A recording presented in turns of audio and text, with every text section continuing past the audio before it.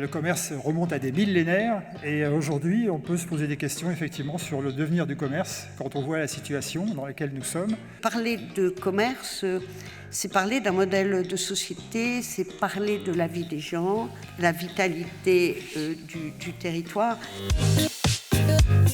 Mesdames et messieurs, bonsoir et bienvenue à cette nouvelle audience du tribunal pour les générations futures. Témoin numéro 1, veuillez vous présenter à la barre, je vous prie.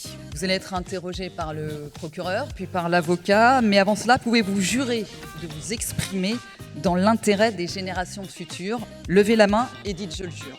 Je le jure. Est-ce que les premiers responsables du gâchis et de la surproduction, pour rentrer dans le vif du sujet sensible écologique, ne sont pas les enseignes de commerce, justement? Je pense que c'est aussi dans leur intérêt, en réalité, d'évoluer. On voit se développer de nouvelles formes de commerce qui reposent notamment sur la location, le réemploi, l'économie circulaire. On est là pour répondre aux attentes d'une société plus responsable.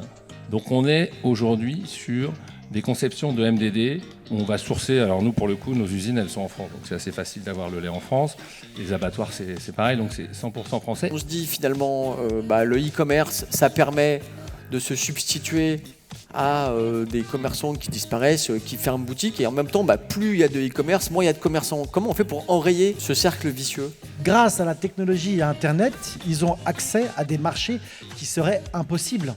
Quand vous ne parlez pas portugais, espagnol ou italien, moi au contraire, je pense que la technologie, pour des zones rurales, pour des entreprises qui sont à la campagne, en province, c'est un formidable outil. Quand je me balade en magasin et que je vois par exemple que dans un rayon, j'ai des petites caméras qui sont juste à côté de l'étiquette électronique, qui regardent le rayon d'en face et qui sont capables, grâce à ce qu'on appelle de la computer vision, c'est l'intelligence artificielle, de voir que le produit qui est en face, son stock diminue et qui va finir en rupture et que ça génère une alerte. Une entreprise française qui fait ça par exemple, j'ai pas le sentiment qu'elle soit larguée. Nous allons écouter le procureur et l'avocat pour leur réquisitoire et plaidoirie. Les commerçants ont-ils un avenir? Si par commerçant, on entend, comme moi, les acteurs traditionnels du commerce, les géants de la distribution, les enseignes physiques qui tentent de rattraper leur retard numérique, alors je ne vois pas comment répondre à cette question autrement que par la négative. Qu'est-ce qui reste dans un village une fois que les services publics ont déserté,